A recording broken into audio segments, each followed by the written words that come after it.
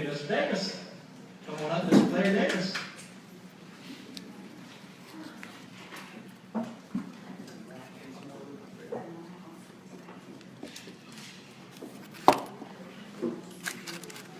First thing is, whether you believe it or not, you want to increase your finances, you want to increase your revenue, you do have to work with corporations. Whether or not you want to say that, now true enough, we don't have, as a senator or as a representative, we don't have to be bought. We need to go up there and represent 106 and the people in 106. Now, to slam them and say you don't need to work with them, I'm telling you, I've had to work with them to get some things done in this county. So don't go up there and try to slam the corporations, because they are a lot of what's made this country great. A lot of what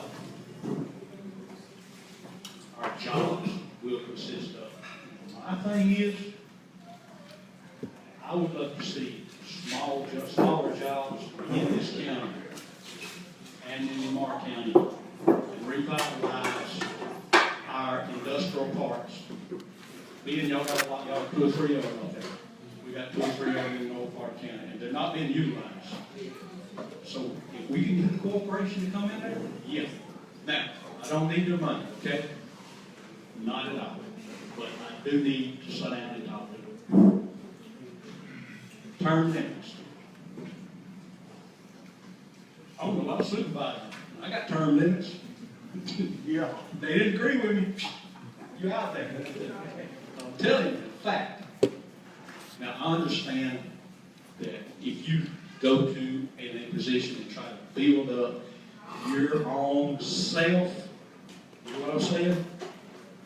Yeah, you don't need to be there, or try to please the higher up. You don't need to be there. I'm not going to get into this 2-term thing, okay? Because I'm going to tell you something. If you're up there working for 106 and you're working for the people in this district, you might need to be there a few more years, okay? Because the longer you work and the better you work with people in those positions, the better you can represent 106, and that's what I intend to do. Thank you, Mr. Davis. Thank you. So, we're going to put Mr. Davis' paper away. Now we're going to see who gets the answer next. But you know, Mr. Holt.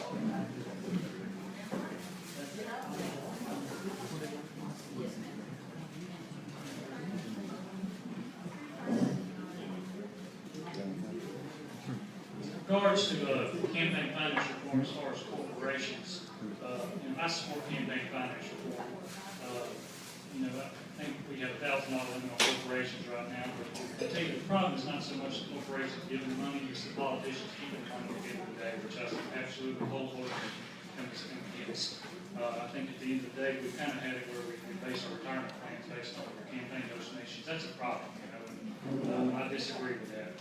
As far as limits, we can always talk about a reasonable limit of what a corporation can donate to someone. But yeah, I would support campaign finance reform. I don't know what exactly the number someone would want on a corporation donating $1,000 in the calendar year right now. The problem I see is if the person running for office spending it on signs, spending it on a campaign, and getting their message out there, I don't see a problem with that. I do see a problem with them keeping that money at the end of the day. As far as term limits, I think term limits are an interesting and good idea. If 2 terms is good enough for the president, it's interesting, but it's not good enough for everyone else.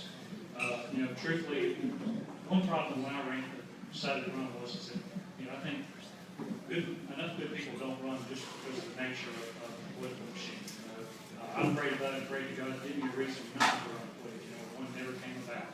But, we need good people running for office, and I think, cycling people out is a good thing. I think that's a good thing. It gets people that may not normally run for office, and they can contribute to. Institutional memory has some value too, though. So I mean, it's really the devil's in the details on the term that you would impose there. I think you need at least one term to learn what you're doing, at least 2 terms to set your legacy. But if term limits come up, I think I'd support it. Thank you, Mr. Holcomb. Thank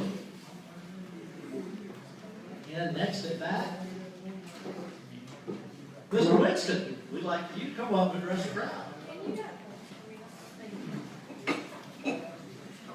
Get your take on campaign finance reform in regards to corporations and thoughts on term limits.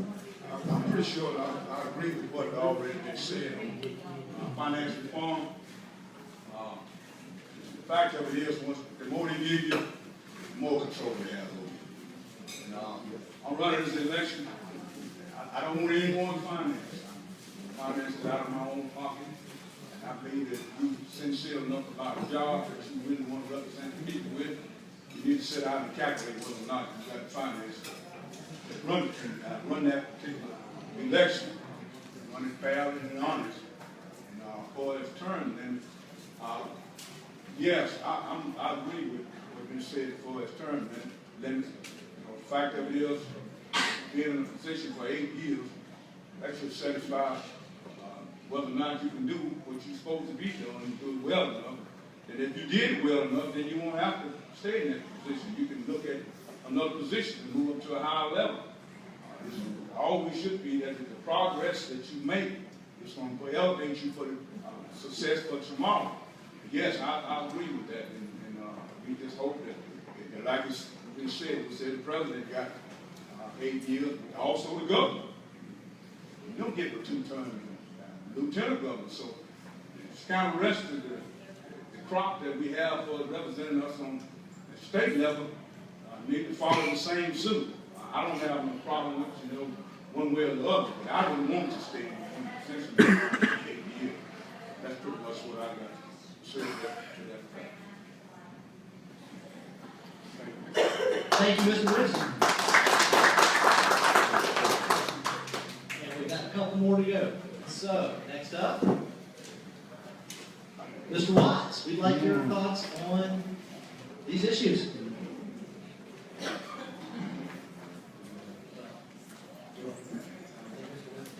That's okay. It was campaign finance reform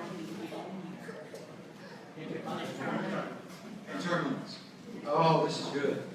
Okay. Y'all are, if you're familiar with my campaign, you know that I have come out publicly from day one, and I will not accept any funds from political action committees.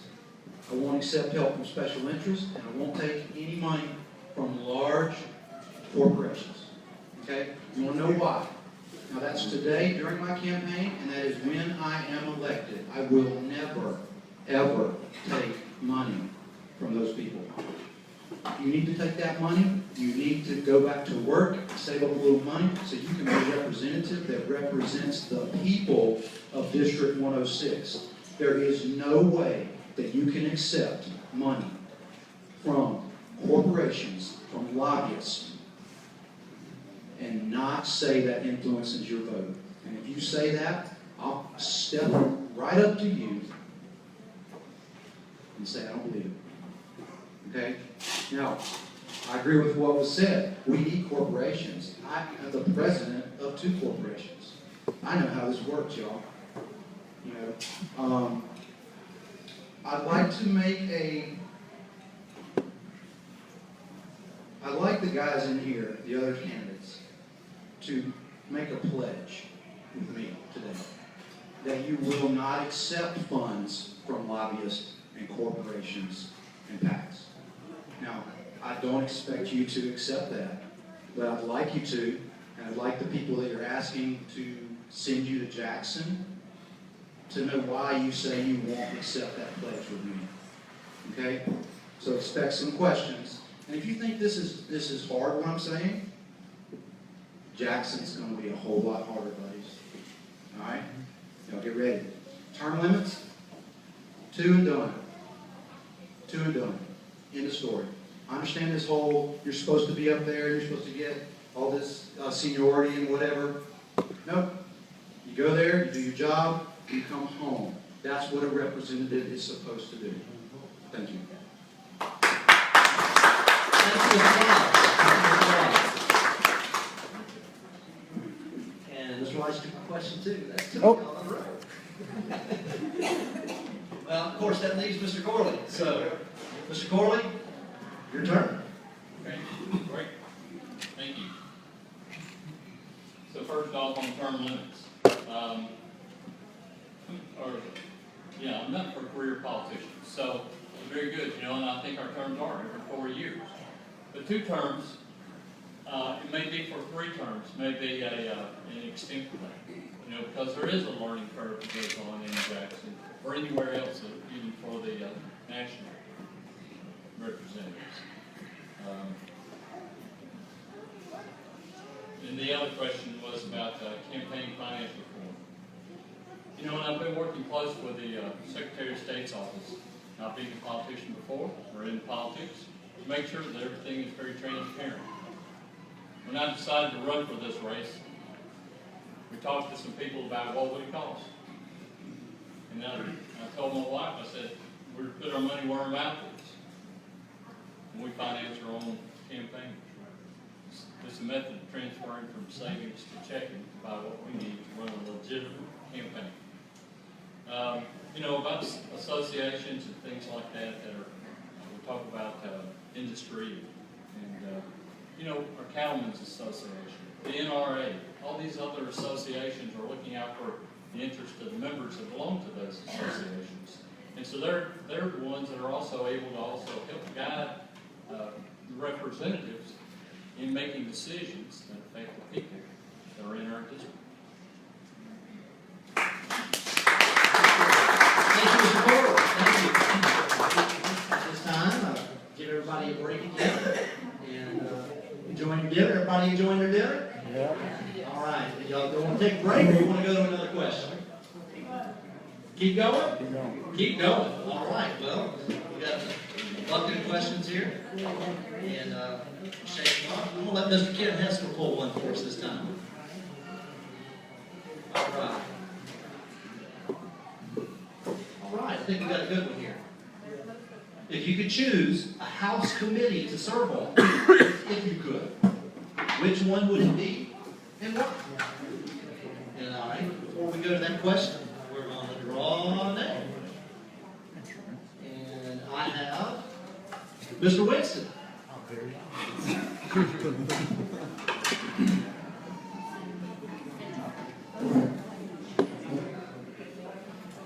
So, Mr. Winston, if you could choose a House committee to serve on, which one would it be and why? I would love to serve on the House Ways and Means, and that's really what they have with it. The money, how they issued it out to different projects that they have for us come on the state level. And the reason why I'm saying that because I've had some experience with that fact, especially being mayor of a small city, and those finances that you appropriate for the small city, it's the difference between surviving and dying. And that's really what the city of Lumberton is really suffering from right now. The fact of it is that really the legislators hadn't set a body in place to really look at and examine the really true needs of the small city. And that's the reason why I really love to serve on that committee, is because I understand what these little small cities are going through. Cities like Poplarville, even Picayune seems to be doing real good, but Lumberton is just barely surviving. But there's a lot of things that can be done to try to promote those cities and help them to have take over some economic growth. And I want to say this too, my understanding is while I was supervisor of Lamar County, I had the privilege of having a certified industrial park done for the city, inside the city of Lumberton. And I wanted to get another term as a supervisor so I can really work on getting somebody in that location. So this is really an opportunity of great value to me, is because the fact of it is I understand what kind of conversation you need to have to talk to people. and I would agree with Mr. Davis there too. We need industries, and we need to have a means to sit down and have a conversation with them. But anyway, that's really what I would love to serve on. Thank you.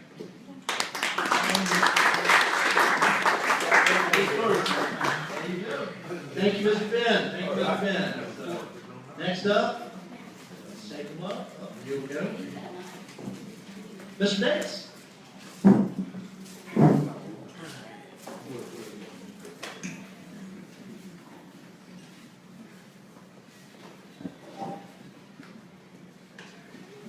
Hey, I'd like to get on appropriations, be chairman, because you know what, I'd be the tax guy now.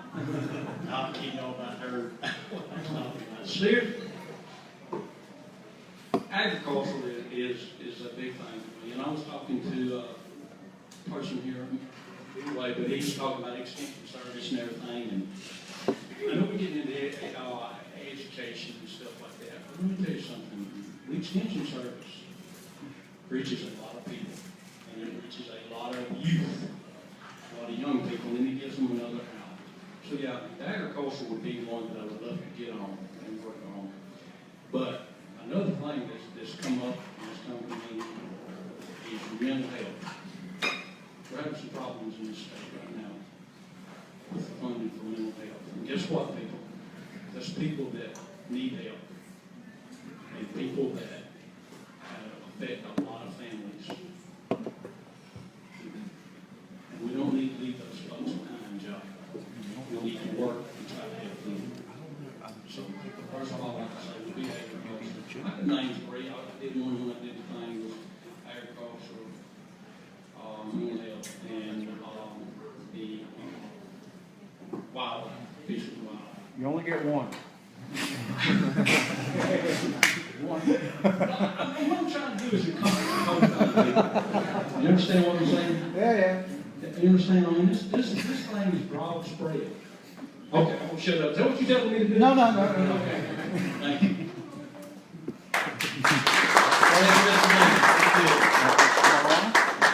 People keep wanting to steal my questions. They're so good. They're good questions, that's right. They're good questions. They're good questions because they came from all of y'all. That's why they're good questions. So the next person to answer this question will be Mr. Wise. Right. And you only get one, too. I only get one. So this is actually pretty easy. I've been in the insurance industry now for almost 2 decades. Okay? I run, I told you, the largest and most successful independent insurance agency in the county. I started on the MGA side, so I started as a broker. I then became an agent, and then became an agency owner. So I know every single aspect of the insurance industry. I've been to Lloyd's of London in London when I was on the brokerage side. I know how this works. Now, insurance committee would be a great committee for me to be on. Let me tell you this. The insurance companies might not like that because they raise rates all the time. I don't work for the insurance companies. And people they don't understand that an agent works for the people that we insure. Okay? So when a company says, we're going to raise these rates, now I understand the insurance commissioner has a lot to do with that. I will not allow an insurance company to just steamroll the people of Pearl River County as they did during the wind issues that we had after Katrina. Okay? Now, then again, I understand we have to keep the companies in state. But when they get so much money and so much profit that it's hurting the people, it's hurting the industry, it's hurting the development of our areas, because we're considered a coastal county, Pearl River County. I understand that. So I would be obviously a great choice for the insurance committee, which probably means they would never pick me to do that, but so they would. Thanks, Mr. Wise. Can you return the question? All right, we got 2 left, and I got one in my hand. It is Mr. Corley.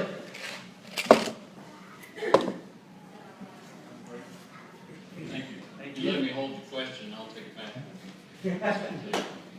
You know, we think about committees, and there's certainly a number of them that come to mind that I'm very fond of. I think education, and education is one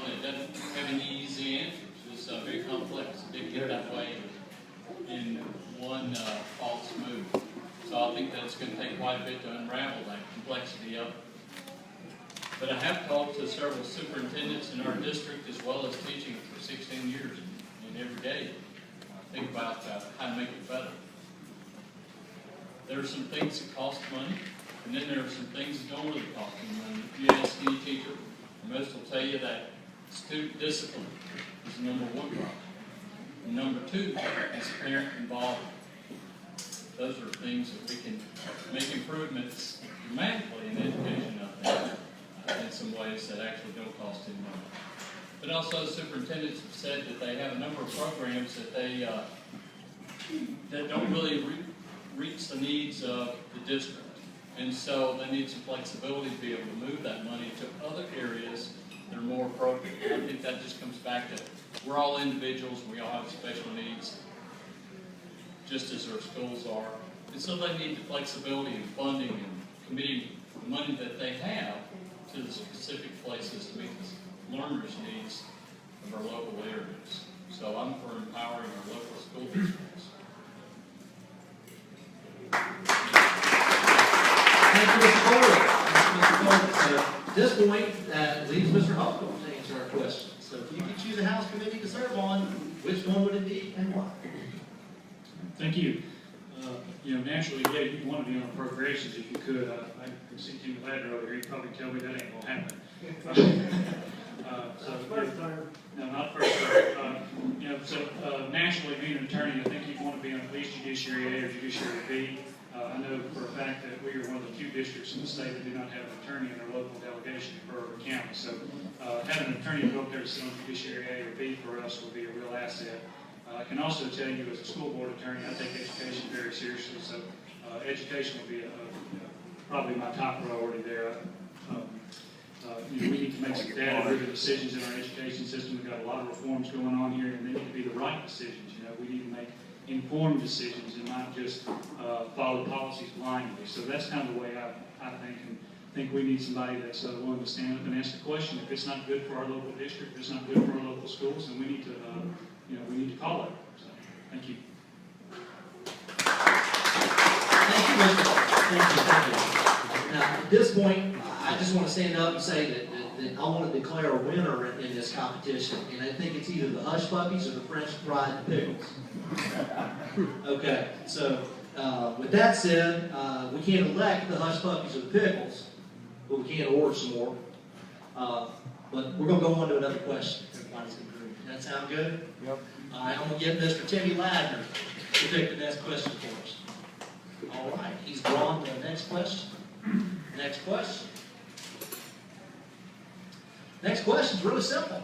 What can you do to get jobs in this area? What can you do to get jobs in this area?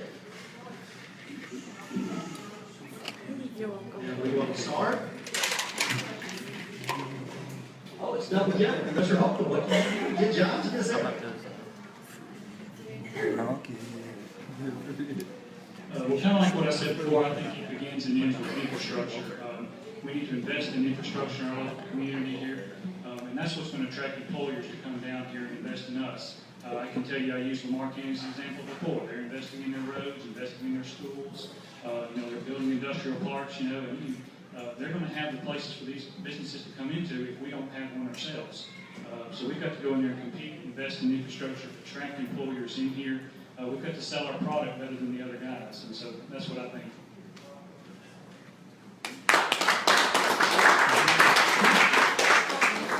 Thank you, Mr. Holcomb. Let's shake it up right quick. And it is Mr. Catfish with the tomato sauce. No, just gotcha. Mr. Davis, back. Catfish?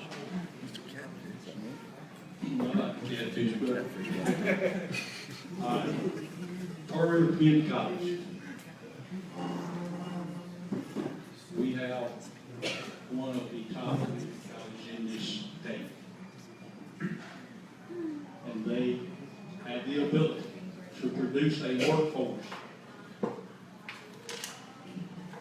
that will create individuals for a corporation, for a company, we need to get behind these people. And you got the Hattiesburg campus, you got the Poplarville campus, you also got the campus in West St. Louis.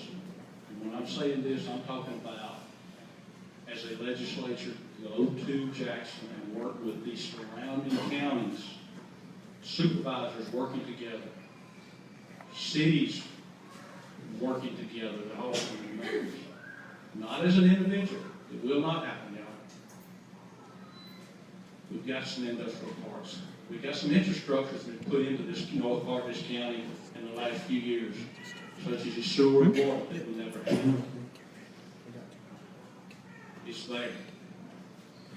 So my thing is, I can't do it. Larry cannot do it. But as a delegation from this county, and from Lamar County, and the supervisors, working together can make it happen. And we got to quit working for individual.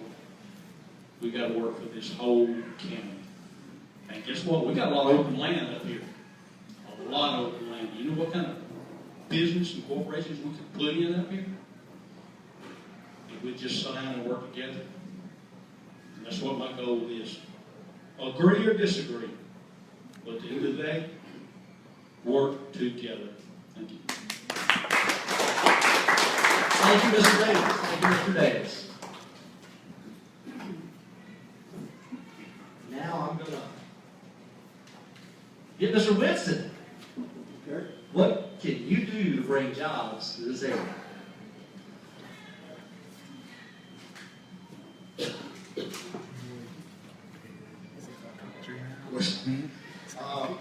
I agree with both Mr. Davis and Mr. Hope was already said, but he's on target.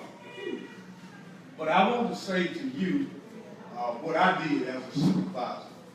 That's one thing I did because I worked hard to try to get that industrial park certified. It cost the county quite a bit of money. But really the one took the real tab on this thing was Mississippi Power. You have to get involved with other companies that have some interest in also the locating of the industry in that particular location. I went to the board of supervisors and I said, look, if we got somebody in this area here that was very interested in locating in the industrial park, how much of a tax rate will we give them? And I sat down and I had a discussion with the board of supervisors, and they said, man, if they would give us on the job, so we would let them have it for 10 years. I took that same conversation and took it to the city of Lumberton. And the city of Lumberton really didn't give me a good answer on that part of the equation. And I said, well, okay, then if we're going to look at giving them tax breaks, then we're going to need to be looking at how we're going to educate the people to supply the companies that come in that area so they can have good employees and so they can have the kind of support they need to make sure they make a profit. I went to Dr. Lewis, who's the president of the PRC at the time, had a great conversation with him, and we brought in some more people with the discussion. And Dr. Lewis told me, he said, being any kind of training that you need to have people trained for a particular company's job that come into this area, he said, we can handle it. So after all of that being said, when I became mayor, and I know that infrastructure was one of the key things that people are looking at as located in your area. This is a picture right here when I was president, mayor of the city of Lumberton. I went to Vicksburg and I signed, see my picture there, signed it with Corps of Engineers. We signed a $2.5 million grant for the city of Lumberton for water and sewer. That grant has been approved, and Lumberton is the city that have this money coming their way to help with infrastructure. Herb Frison at the time was our representative. I called Herb Frison because we had a 25% matching grant with this particular project. And I talked with Herb. I said, Herb, look, is there any money anywhere in the state that the state can help us with matching this fund? I said, because we can use state fund to match this grant. We couldn't use federal fund to match, but we could use state fund to match it. And he said, man, that was grant that's available, what they call small municipality grant. And believe it or not, he and I worked together, and the city of Lumberton ended up with $150,000 grant to help with this water and sewage project. And this project is on the way. When you talk about infrastructure, Lumberton is going to be a place, if we work it right, it's going to be a place that where somebody really wants to locate. Thanks for your time. I know I run over. Thank you, Mr. Webster. Oh, here I go. Next up, Mr. Watts. What can you do to bring jobs to this area? What can well, personally, I can't do anything to bring jobs to this area, okay?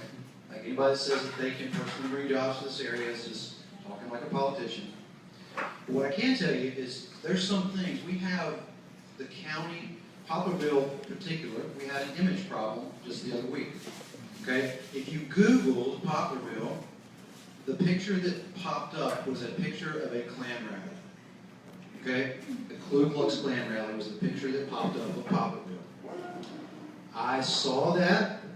I took a screenshot of that. I posted that around to enough people that it got enough feet behind it. And some people that needed to make the calls made the calls, and we fixed that. But we don't need to have those kind of image problems. If you're going to move to Pearl River County, or Poplarville, or Picayune, or Lumberton, and you say, hey, I'm going to go look at Lumberton. Let me check this out. Oh. You don't want to do that. We got to watch that kind of stuff, y'all. We really do. As far as actually bringing jobs, bringing to the area, we have to free the market. I don't know if you've seen my video that Frank Ladner helped me with. It's on my Facebook page. It has thousands and thousands of views. You'll see what I'm saying. We got to reduce government over-regulation. We got to get rid of these things that stand in the way of business. We free the market. And we reduce taxes on industry, and we reduce taxes on individuals. Because you know, you may or may not believe it. I mean, we had a revolution long ago about tax on tea. Because taxation, in a way, y'all, is theft. So if you don't agree to the taxes that you're paying, does anybody agree with the taxes you're paying to the IRS? Did you sign up for that? I didn't. Like everybody else here said, they pay taxes. I pay a lot of taxes. Okay? I'm proud to pay taxes because I know that that's how we support our infrastructure. But it's still theft. All right? Thank you.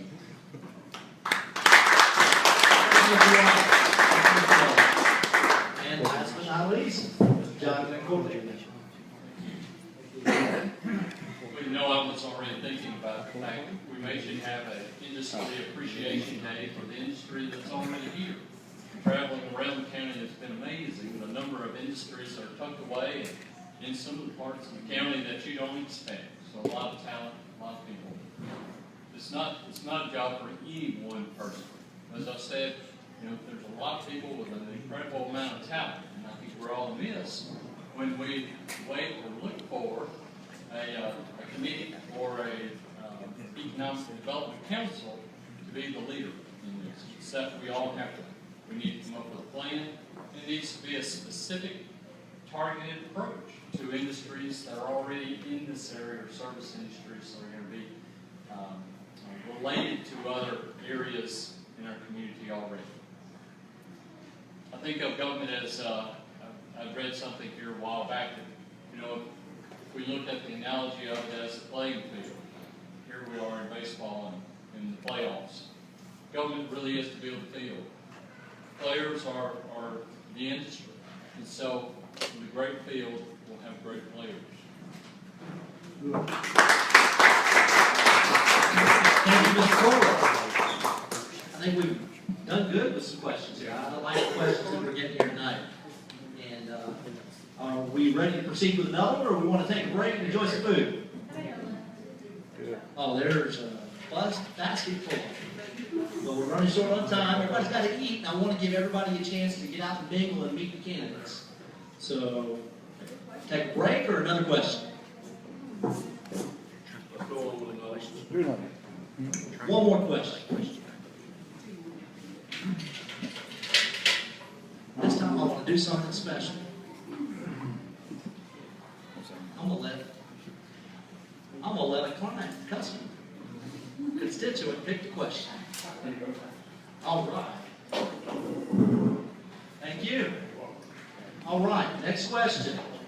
Why did you choose to run for this office, and what makes you uniquely qualified?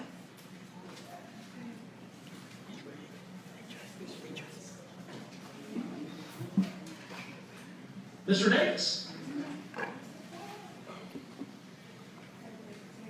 Why did you choose to run for this office, and what makes you uniquely qualified? I think in my intro, I pretty well explained why I got into this race. I don't need to repeat that. What makes me uniquely qualified? As my signs say, experience. I have worked for this county, for this area, for quite a number of years. Kind of got out of it, went on some other things, but now I'm back. That being said, when we started in 2000, we got the deplorable jail here in this county. We made it our priority to get something that people, even though incorporated, they're still human beings. And we made it a priority. I don't know if people know this or not, but all of the county jails in the state of Mississippi are in the county seat. Think about it. That's the Constitution. In 2000, we were the first to get this changed for Pearl River County. I don't know if it's been changed since then. Regional jails, I know we're not. I'm still assuming that they are. But what I'm trying to say is, I was able to go to Jackson, able to sit down with the governor to get this done for our county and for the people here in this county. Talk about infrastructure. We were able, as a county board of supervisors, to put in sewer and water in this county, especially in the north end when they didn't have. So what gives me this ability? Because guess what? I can sit down and talk to anybody. And I've been able to do it all my life.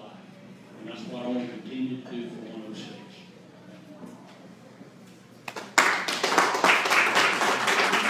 Thank you, Mr. Davis.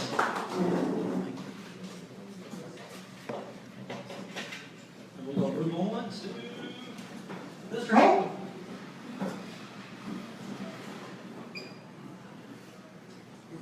I'm going to kind of answer that question in reverse. What makes me uniquely qualified, I think, is that I'm the only attorney running for this office, and we don't have enough attorneys in the legislature. There's actually a misconception. There's a lot of attorneys in Jackson, there's not a lot of attorneys in the House. There's 122 seats, and of those, there's about 33 that are attorneys, and of that, I think only 15 or 14 are Republicans. So that's one reason I think I'm uniquely qualified. I can tell you from that position and from that profession, I get to see people in this county every day, and people are hurting. And it pains me to see that, to tell some people, I can't help you. So that's one reason I'm running. I think that we need somebody that empathizes with other people. We need somebody that has some skin in the game. I do. I have 2 young children, and I want to see this community grow.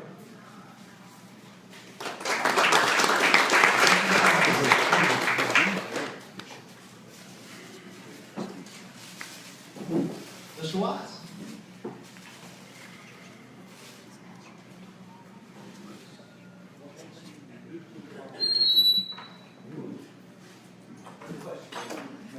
Why did we get in the race and what makes me qualified to be in the race? Okay, I got in this race because my daughter got into the Mississippi Math and Science School, which, by the way, that was a big project.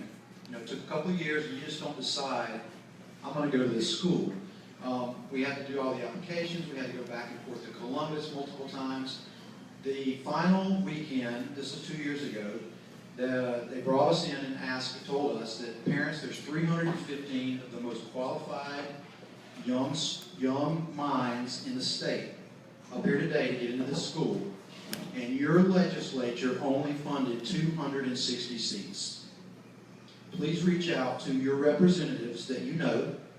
I did it from that chair. That's what's cool about phones, y'all. We can, I fired off a message to Timmy. You know, he was new at the time. Probably, you know, you were still getting the ropes. That's cool. Herbie got a message from me, and Mark Formby got a message from me. Herbie didn't answer me. Okay? Mark did answer me. I didn't like the answers. Education, we have bigger problems than education. Let me tell y'all something. There is no bigger problem than education. There is no bigger problem.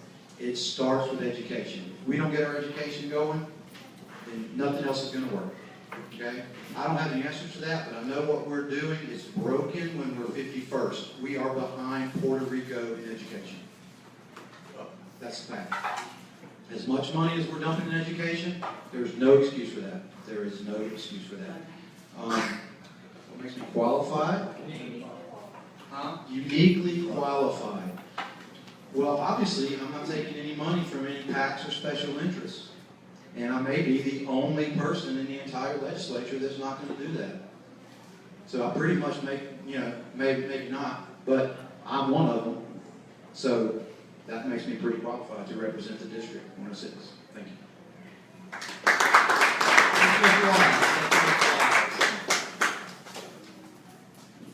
And next up is Mr. Winston.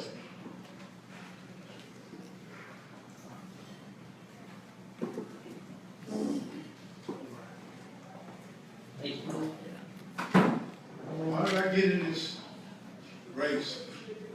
I want to say to you that I have a great passion and love and concern for people. I'm a people's person. And I always am trying to set the people's needs in front of my own needs.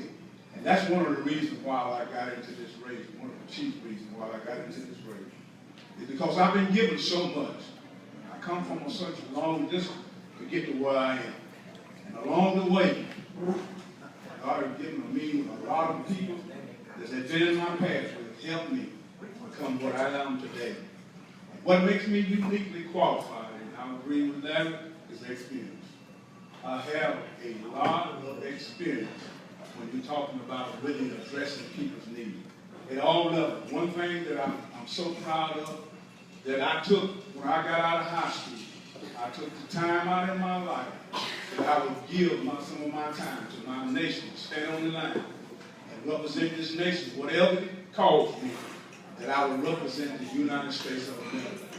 I put that uniform on and I was proud of that uniform. I'm proud of my men and women who stand on the line of duty for this nation today. And I would say to you, if I'm given this opportunity to stand for you and represent you as 106 District representative, that I will stand on this line with the same means that I stood on the line years ago, with the highest level of integrity to represent you at the highest level. Not only am I looking at just on representing 106 District, I'm looking at doing things because God has moved in my life and showed me some things that His work for me is not over yet. I believe that I not only just bring something to 106, but I believe that I can bring something to the state of Mississippi, that we no longer be 51st, that I believe that I can be in a position that I can do something even at the federal level. I have no limit on what God can do for me and do with my life. And I appreciate you if you look at this situation and help me become the person that you really wanted me to become, being representative of 106. Appreciate you. Help me and win. Thank you, Mr. Winston. I believe Mr. Corbett.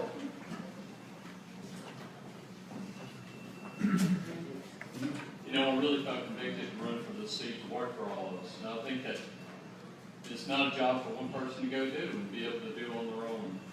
But it's going to take all of us. And so to be able to work together and teaching in the classroom, I think it's a great place to build that camaraderie and know how to work with others. as teachers. We were all faculty and staff together, and so as we work with those students and help them to succeed. That being as representative is very similar, and that the task that we're all going to have to work together in order to make our state better, and also to make our district better. And also takes all of us, even from the grassroots.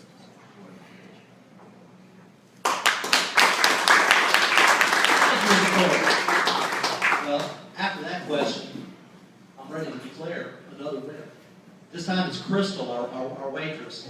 Come here, Crystal. Come here. Crystal is our next winner. She just won that last question. So congratulations to Crystal. Everybody tell her.